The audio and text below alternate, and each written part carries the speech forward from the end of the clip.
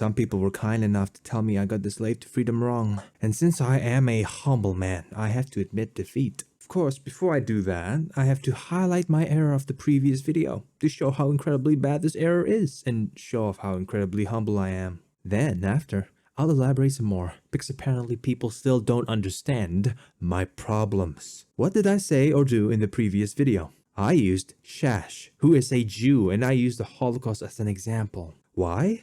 To make it so much easier to understand. I said that Shash was in a ghetto. He was not physically, mentally, or emotionally free because of the racial oppression he was experiencing. Shash could die because he was a Jew.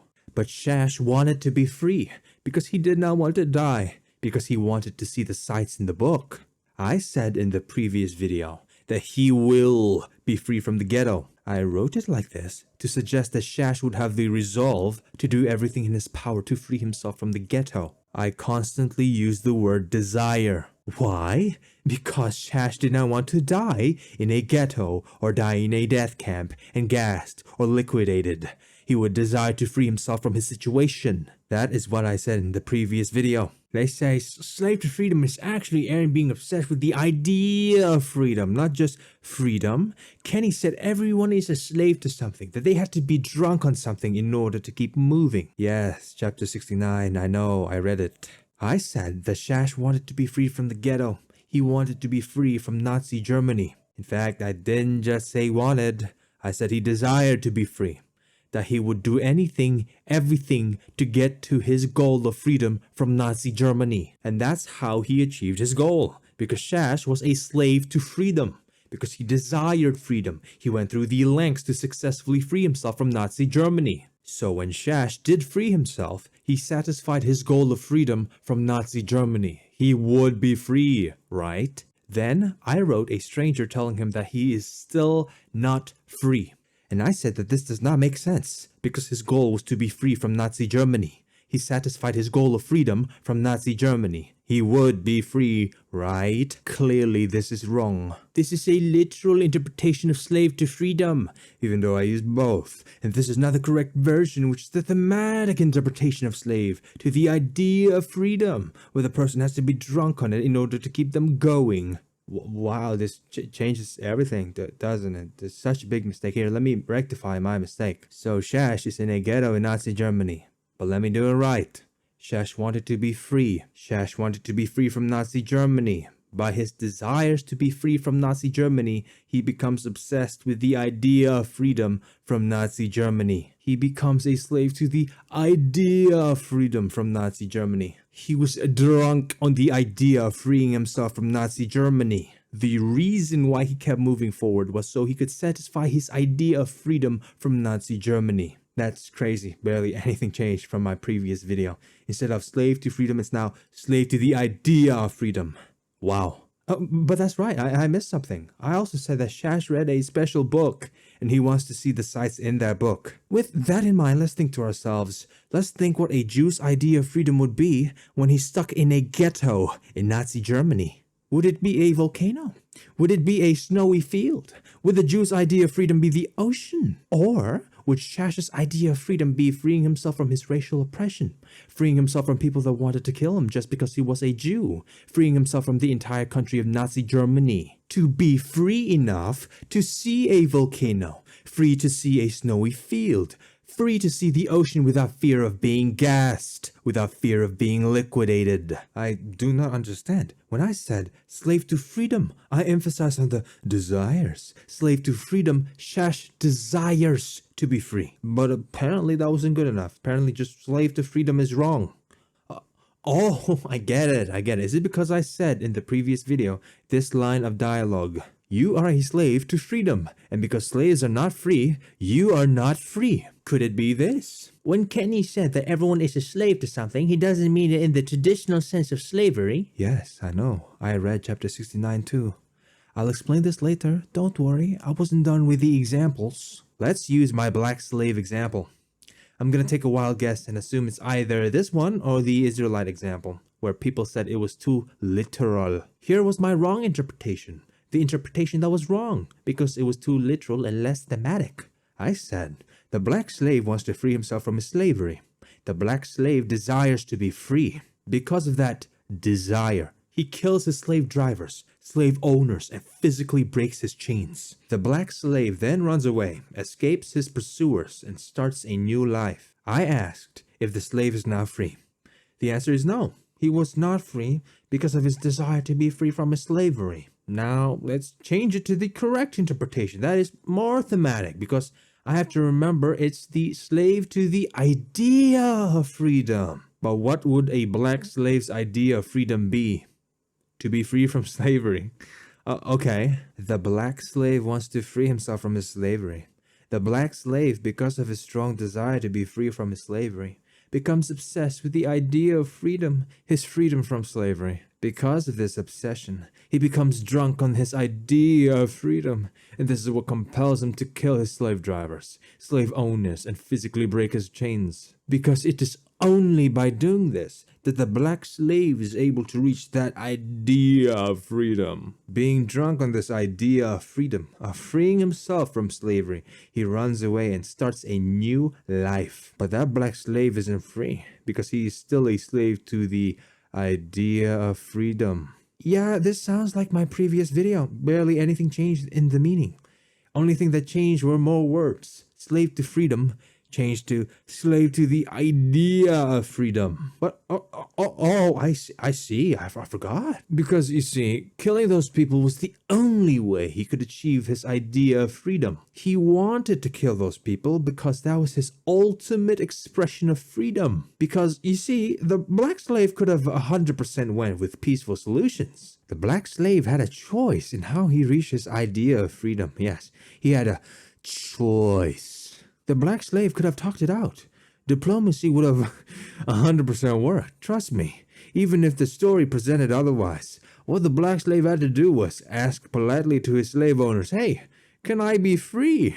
And the slave owners would have given him his freedom. The black slave did not bother going with the peaceful alternative because killing for freedom is what the black slave wanted in his heart of hearts, to achieve his idea of freedom. Yeah, maybe this is where they took my literal interpretation of slave to freedom from, but if I have to guess, it was either black slave example or the Israelite example. Alright, let's talk about Exodus now. Moses and the Israelites. Here was my incorrect and literal interpretation. The Israelites wanted freedom from their slavery. It was their desires to be free, free to go to the promised land. It was through their desires to be free that God heard his people. Moses comes and frees his people after the 10 plagues, after Pharaoh let his people go. Oh, I think I got it. Was it when I said Isayama told us that everyone is a slave to something? Because I said it after the literal slavery to the Egyptians and then the thematic slaves to freedom. That this would mean that I took Kenny's little slave to something in chapter 69 as a literal slave to something. Okay, I'll explain the joke. When I said, Isayama told me that everyone is a slave to something, I said it in a voice laced with sarcasm. My video was full of sarcasm, but you would notice that I added more sarcasm than normal. Kenny's line in chapter 69 is not the traditional definition of slave. It's the slave to desire, something that keeps you going. This is the thematic definition of slave. In the joke, I followed the traditional definition of slavery, slavery to the Egyptians, with Isayama's slave to something thematic slavery, which is then followed by another thematic slavery, slavery to freedom. I was making fun of ending defenders. Why? Because ending defenders will not allow the idea that Eren freeing himself physically from his racial oppression will cause him to be free. So much so that ending defenders will refuse that the Israelites are no longer slaves, that they are free. Because even if the Israelites free themselves from the traditional definition of slavery, ending defenders will point at Isayama's "everyone's a slave to something" and argue that the Israelites will still not be free using the thematic definition of slave. Then there's the other part of the joke. Instead of viewing slavery to the Egyptians as the traditional definition, you view it as slavery to freeing themselves from the Egyptians, which would be the thematic definition of slave. But since the Israelites free themselves from the Egyptians, freeing themselves Physically, they would no longer have that slavery to freeing themselves from the Egyptians mentality that kept them moving forward. They would no longer have something that kept them going. After that is the line, "But Isayama told me that everyone is a slave to something." So, instead of slavery to freeing themselves from the Egyptians, it's now slavery to the idea of freeing themselves from the Egyptians, or slave to freedom. It's very different. Both sides of the joke ends with the idea that the Israelites will always never be free, because ending defenders will not allow them to be labeled as free. That was the joke. That even if the Israelites free themselves from the traditional definition of slavery, which is physical freedom, ending defenders will switch to arguing with mental freedom. They switch from traditional to thematic slave just to win the argument. If they physically free themselves, traditional definition of slave, they still want to free themselves by their idea of freedom, the thematic definition of slave, the slave to freedom. If they try to move towards their idea of freedom, slavery to freeing themselves from the Egyptians, and they physically free themselves, they would still not be free, because there would be a new desire, new idea of freedom, which is slavery to the idea of freeing themselves from the Egyptians. Was that too long? I feel like I overuse repetition. Must I need a short summary? Slavery to the Egyptians is the traditional definition of slave. Slave to freedom, then, would be the thematic slave to the idea of freeing themselves from the Egyptians. In fact, I could have sworn I tried implying, by saying that the Israelites desired freedom, that they were drunk on freedom. So drunk on the idea of freedom that their cries went up to God. Here's the correct interpretation, I guess. The Israelites wanted freedom from their slavery. It was so in their desires to be free that they become obsessed with the idea of freedom, the idea of being free from the Egyptians and free to go to the promised land. This is what kept them going. Their thematic idea of freedom, being literal freedom from the Egyptians and freedom to go to the promised land. They were so drunk on their idea of freedom that they kept crying and crying and crying about freedom, so much so that their cries went up to God and God heard them. And God sent Moses to free them, and he did free them. It would be boring if I just repeated myself so many times, so let me elaborate on a detail that I missed. Their freedom came at the cost of all the firstborn of the Egyptians. This was the 10th and final plague on the Egyptians. But see, this was unnecessary, because God and Moses didn't have to kill all the firstborn of the Egyptians. You see, they had a choice. Diplomacy and peace talks would have worked, right? God could have told Moses to tell Pharaoh to let his people go. Oh, wait a second, they did. Before each plague started, Pharaoh was literally asked, "Let my people go." What happens next? Then God hardened Pharaoh's heart, and he refused to let God's people go. This keeps going, by the way. God constantly hardening Pharaoh's heart so he wouldn't let his people go. This was also God could bring down the 10 plagues onto Egypt. Surely, by Invaderzz and Shash's own logic, this would mean that God was rebelling against peace, just so he could bring about the 10 plagues onto Egypt. God didn't have to harden Pharaoh's heart. God didn't have to torment the Egyptians with the 10 plagues. God didn't have to kill all the firstborn in Egypt, but he chose to do so he could display his power over the Egyptians. First of the 10 plagues was turning the water to blood. Last of the 10 plagues was the death of the firstborn. New Living Translation. Before the 7th plague, the plague of hail, God says this. Exodus chapter 9, verse 13 to 19. Then the Lord said to Moses, "Get up early in the morning and stand before Pharaoh. Tell him, this is what the Lord, the God of the Hebrews says. Let my people go so they can worship me.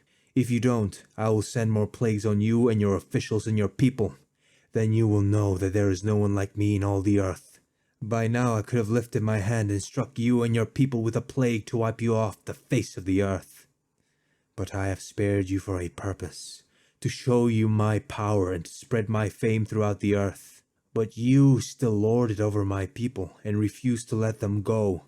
So tomorrow at this time I will send a hailstorm more devastating than any in all the history of Egypt. Quick, order your livestock and servants to come in from the fields to find shelter. Any person or animal left outside will die when the hail falls."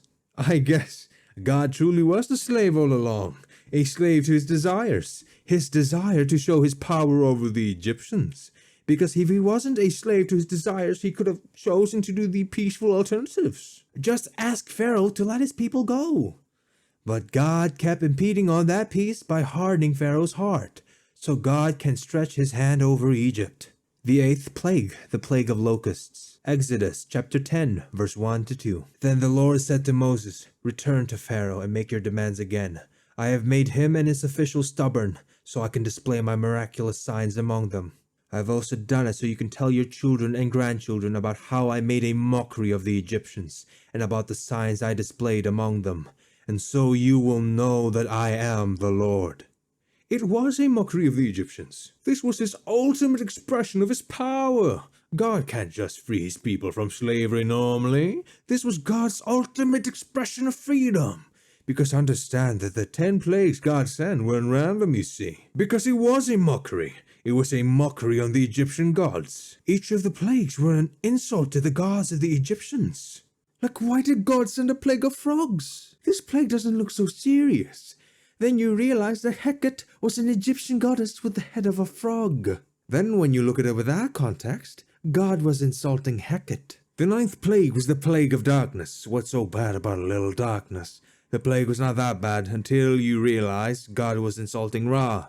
Ra, a very important Egyptian god, their god of the sun, yet still incapable of bringing back the sun. Then the 10th plague was the death of the firstborn. In Exodus 1, Pharaoh had ordered the killing of Israelite babies, and now the firstborn of all Egypt was killed. How would this relate to Attack on Titan? Simple. Chapter 86, Faye was murdered, an innocent child killed. Then Eren reflected the world's hatred back onto them. Chapter 131, Ramsey was also killed, another innocent child killed. I guess this would mean that God was a slave to his desires. You know, God has many names. One of them is Adonai. Do you know what Adonai stands for? Excuse my English. What it means. It means my Lord, or ruler, or master. To have my Lord be a slave to his desires must be an irony the Shash loves as a Jew. But the point is, I'm making it very easy to understand for people like Shash. Shash is a Jew, so I use the Holocaust. Shash is a Jew, so I use Moses and the Israelites. Did God harden Pharaoh's heart? Sure he did. But Pharaoh was already stubborn to begin with. Nothing really changed. In fact, God predicted that Pharaoh's heart would harden after every plague. This line about how God predicted Pharaoh's heart hardening gets repeated multiple times. Here's the one after the plague of gnats. Exodus chapter 8 verse 19. "This is the finger of God," the magicians exclaimed to Pharaoh. But Pharaoh's heart remained hard. He wouldn't listen to them, just as the Lord had predicted. Here's the one after the plague of hail. Exodus chapter 9 verse 34 to 35. But when Pharaoh saw that the rain, hail, and thunder had stopped, he and his officials sinned again, and Pharaoh again became stubborn. Because his heart was hard, Pharaoh refused to let the people leave, just as the Lord had predicted through Moses. How does this relate to Attack on Titan? Easy. Eren's attack at the declaration of war did not change anything. If the outside world were that stubborn and their hearts were already hardened, then Eren's attack wouldn't matter. Just as how Pharaoh's heart would have hardened by itself, even without God hardening his heart. The outside world were going to attack Paradis, whether or not Eren attacked at the declaration of war. Just as how God predicted that Pharaoh's heart would be hardened, Eren predicted by his future memories that the Eldian Rights Group meeting would not want peace with the Paradisians. Let us go back in time. Let us check out Pharaoh's reaction during the plague of hail. Exodus chapter 9 verse 25 to 28. It left all of Egypt in ruins. The hail struck down everything in the open field. People, animals, and plants alike. Even the trees were destroyed. The only place without hail was the region of Goshen, where the people of Israel lived. Then Pharaoh quickly summoned Moses and Aaron. "This time I have sinned," he confessed. "The Lord is the righteous one, and my people and I are wrong. Please beg the Lord to end this terrifying thunder and hail. We've had enough.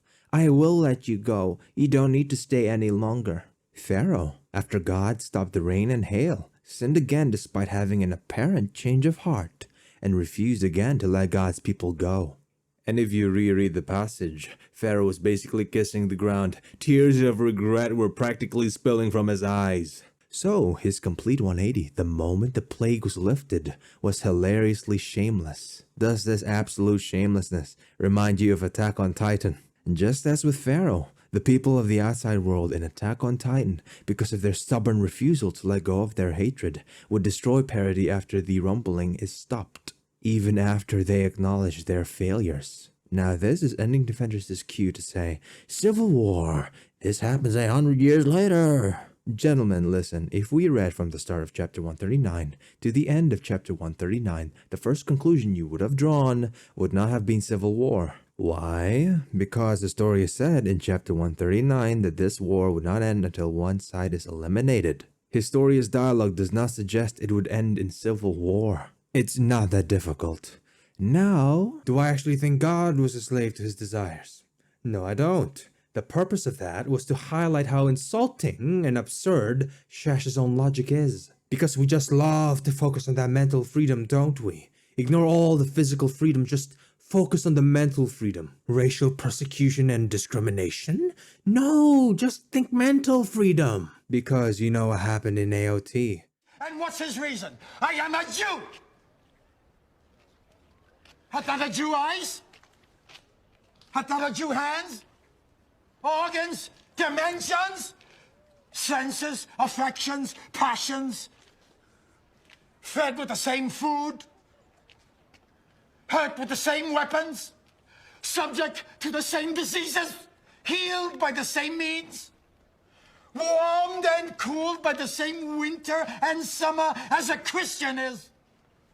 If you prick us, do we not bleed? If you tickle us, do we not laugh?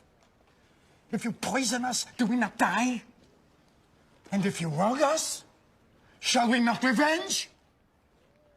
If we are like you in the rest, we will resemble you in that. If a Jew wrong a Christian, what is his humility? Revenge? If a Christian wrong a Jew, what should his sufferings be? By Christian example. Why revenge? The villainy you teach me, I will execute, and it shall go hard, but I will bet the instruction. Now, is that good enough for a Jewish reference? Shylock. Now, obviously, it's not a one-to-one comparison, right? These are different stories and different characters, but surely we understand how Shylock was speaking his mind, his frustration boiled over, questioning the racial discrimination towards his people, and that he will fight back in the way he was taught. Surely we are human enough to understand, and surely we'll understand how this would apply to AOT. I'm just saying that a Jew like Shash should surely understand in a personal and intimate level the racism and persecution that the Eldians faced in Attack on Titan. Now this is where it leads to the other aspect of their slave to freedom. Because you see, it's not just the desire for that something, it's their drive to reach that something. And they will do everything in their power to get to that something and refuse everything else. What is this about? It's about Eren and his rumbling. Because they say that because Eren was a slave to his idea of freedom, he had to do the rumbling. Because this rumbling was his ultimate expression of his freedom. His memories could not change because he does not want it to change. The rumbling was what he wanted from the start. In chapter 123, Eren leaving after a single Eldian rights meeting is just proof that he put zero effort into trying for peace. Because Eren is the rebel against peace. Really? Eren was a rebel against peace. Why did Eren leave after a single Eldian rights meeting? Is it because he put zero effort into trying for peace? Or was it because the hostile response in the Eldian rights group meeting meant there was no hope for diplomacy and peace talks? Could we not interpret the scene as Eren saw this Eldian rights group meeting in his memories and hoped that it didn't play out like he saw it would? Because if the Eldian rights group, one of the least, if not the least racist group in the least racist country, Marley, still wants to genocide his people, then what hope is there that other people who would be more racist towards his people would even give Paradisians the time of day? That Eren, in his memories, because he saw himself do the rumbling, drew the conclusion that they were not able to find a peaceful alternative solution that does not involve sacrificing Historia and her bloodline. that the only solution that would prevent his island from being destroyed, because Eren cannot accept an end like that, would be to rumble the entire Earth. Was the 50-year plan the guaranteed solution? But was it not clear enough that this plan was not something that Eren would accept because of his ideology? Because of his beloved mother's words, he believed that everyone was special just because they were born into this world. At the declaration of war in the basement, how are we supposed to interpret Eren's face here? What is the interpretation of Eren's facial expression here? Here was my interpretation before this whole slave to freedom. I believed that Eren was waiting for the final minute, waiting to see if Willy would change his mind and not declare war on his people. Waiting to see if the outside world would not be in agreement to annihilating his people. Because if Willy does change his mind, if the outside world changes their stance, then Eren would not attack. Because this would tell Eren that his future memories could be changed, that he does not have to resort to using the rumbling like he saw in his memories. Eren hears the crowd in Willy, and Eren understands and accepts in this moment that even after being told the truth, the outside world would not change their minds. That despite knowing the truth, Willy would not change his mind. He will declare war. They will genocide his people. And it is because they will genocide his people, an end he will not accept, that Eren chooses to go forward on the rumbling. But if I have to guess what Edis would say, I'm conveniently leaving out the idea that they might have changed their minds until Willy told them about Eren. Well then, Willy just made them do the quickest of switcheroos since they're now crying tears of joy at the thought of committing genocide on Paradis. And then this argument always leads to this panel in chapter 131. Listen, what chapter was it that Eren learned that humanity existed? Chapter 85. We are always conveniently leaving out the fact that after Eren realized humanity existed, in chapter 85, Eren realized how cruel humanity was towards his people. How so? Literally right after chapter 85 was chapter 86. Chapter 86. Faye wanted to see the blimp. That was the sight that she wanted to see. And how did that work out? It meant that she was fed alive to dogs. Why? Because she was an Eldian, even when she did nothing wrong. Because the outside world was that cruel towards Eldians. Now, how does this apply to Eren's disappointed line? Eren wanted to see the sights like Armin. Eren wanted to see the sights similar to how Faye wanted to see the sight of the blimp. Given that Eren saw what happened to Faye, do you know what Eren might have thought? That if he and Armin and his friends try and go see the sights from that book, they, like Faye, would die just because they were Eldians. They would be brutally killed by the humanity that existed outside the walls just because they were Eldians. I'll show how I drew the conclusion that Eren wasn't just disappointed at the fact that humanity existed, but because of their cruelty. In chapter 90, we get this dialogue with Eren talking to Armin. Eren says, "That's right, the ocean. But you haven't seen it yet, have you? We still don't know a thing. Flaming water, frozen plains, snowfields on sand. There's an endless number of possibilities." Before we go further, you will notice that he's regurgitating Armin's book. Surely, if he talks about or references humanity after this, it would be about their existence, and just their existence alone. I think on the other side of the walls, there's freedom. Now, given this panel, would Eren be disappointed at humanity existing outside the walls? Or that because humanity existed, and because they are very cruel towards the Eldians, as shown through Faye's murder, that Eren will not be able to experience freedom? If humanity did not exist beyond the walls, Eren would have his idea of freedom. Is it because it's a blank plane like Armin's book? Or because there were no cruel humans that were trying to murder him and his people and his friends at every turn just because they were born as Eldians? But did you notice something? I didn't want to spell it out. The light in Faye's eyes in chapter 86 were like the light in Armin's eyes in chapter 73. Of course they would be similar. Childhood innocence. If you're wondering why I'm talking about eyes, because Shash talked about Armin's eyes. Chapter 90. But you haven't seen it yet, have you? And just like Faye, Armin's dreams of the outside world were innocent. And just like how Grisha's mother warned him to not go outside the walls, Eren's mother did not want him to leave the walls for his safety. And yet, Just like how Grisha dragged his sister across the walls to see the blimp, Eren and his friends went to the other side of the walls to see the ocean, to see one of the sights in Armin's book, to finally experience their hard-earned freedom. But by going to the other side of the walls, Faye was murdered just because she was an Eldian. Faye's eyes, previously full of that childhood innocence and wonder and light, were eaten by dogs. Her eyes were eaten by dogs. Chapter 90, when Eren was talking about Armin's book, the panel focuses on Armin's eyes, the light in Armin's eyes. And given that Eren saw what happened to Faye, Eren concluded that their freedom to see the sights would end with his people and his friends being murdered. Murdered by who? Murdered by the humanity that existed outside the walls. The outside humanity will extinguish the light of Armin's eyes. But it won't just be Armin's. The outside world will snuff out every Eldian on Paradis Island. Chapter 10, Eren says, "Why is this happening? Why are they taking from us our lives, our dreams?" And this would be spitting on Eren's physical freedom. To rob him of his life is to rob him of his freedom. To rob his people of their lives is to rob them of their freedom. But Eren believed that you were free just because you were born into this world. And because Eren cared about his people, which include his friends, Eren will do the rumbling. If the outside world was more than willing to steal their freedom, their physical freedom, their lives, then Eren will take the outside world's freedom away. Because by his memories, seeing how humanity was cruel and evil, Eren would be disappointed that humanity existed.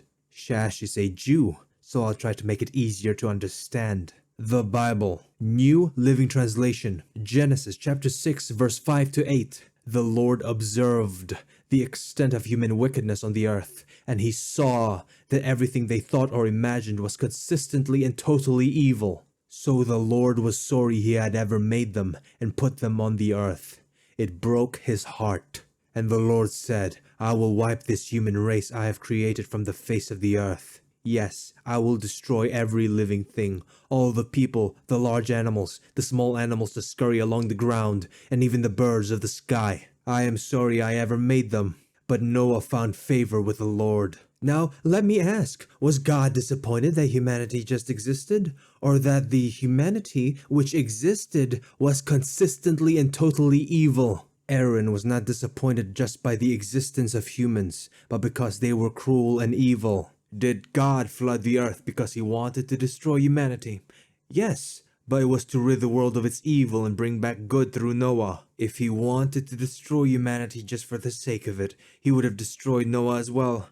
But he didn't, because Noah was the only good in the world. Eren did not want to destroy humanity just because they existed, but because they were cruel and evil. If humanity was not cruel and evil, would God still have flooded the earth? No, God observed the extent of human wickedness. He saw that everything thought or imagined was evil. It was after he saw all of this evil that he then expressed his disappointment in the human race. It broke his heart. Eren, through his memories of Grisha, observed the wickedness of the human race. Through Grisha, he saw what happened to Faye. He saw that their thoughts were consistent, that all of humanity wanted Eldians to perish. Eren, after having observed the wickedness of humanity towards his people, Eren would be disappointed. Eren would be disappointed that humanity existed because it wasn't like Armin's book. Because according to Armin's book, he should be physically free to explore the outside world. Physically free to see the scenery. But they can't be physically free because the outside humanity would be constantly trying to kill them just because they were Eldians. Now, if you notice, I'm basically repeating myself, and I'll tell you why. Because if I don't repeat myself, you'll get people pretending that this guy is Armin, and that this is civil war. You'll get that kind of people. With all these talks about freedom, do you think Eren was talking about mental freedom? Did Faye want the mental freedom of being happy seeing a blimp? Or the physical freedom to be able to see the blimp? To be able to physically ride it somewhere? In chapter 1, the very first chapter, the freedom that Eren wants is very clear. We don't have to go outside the walls for our whole lives. We can eat, sleep, and survive just fine here. Oh, that's wonderful. If you're inside the walls but you're happy, you are free. Happiness is the mental freedom. But isn't that like being a caged animal? Caged animal is physical. Eren wants physical freedom from the walls and anything that caged him in. Humanity outside the walls was what's caging him in physically. Eren wants physical freedom. Or are we forgetting something? Oh, of course. Invaderzz told us to forget everything we knew about the story in the first few minutes of his video. And we clearly forgot to do that. Why don't we just forget how comically racist the outside world was? I will never understand. Why don't we just forget the hell they put Eren and the scouts through? Forget all the memories of the previous attackontitan shifters that Eren received in a short span of time that showed how evil and barbaric the outside world was. Forget how the attackontitan shifters were fighting for the physical freedom of their people. Oh, that's right. Because if we do remember what happened to Eren and the scouts and the Paradisians, then we can justify Eren's actions and the rumbling. Because the outside world brought this on themselves. And Invaderzz doesn't want you to defend the rumbling. Because let's face it, if we condone genocide in a fictional story, it must mean we accept genocide in real life. Ah yes, video games cause violence. Never heard that before. So what do? Take this one panel in chapter 131 and use it to twist Eren's character. Oh wow, he had fun doing the rumbling. Oh wow, he actually did the rumbling for the childish dream for a blank plane from Armin's book. Oh wow, he did the rumbling only for himself and not his people. Wow, you can't defend Eren anymore. But what about the rest of the story? What Marley did to the Paradisians? That the outside world were that cruel. How they were the ones that provoked the Paradisians despite fully knowing the consequences. Forget all of them, just believe that Eren was just disappointed at the fact that humanity just existed. That he rumbled the earth because Armin's book. That he was a slave to his idea of freedom.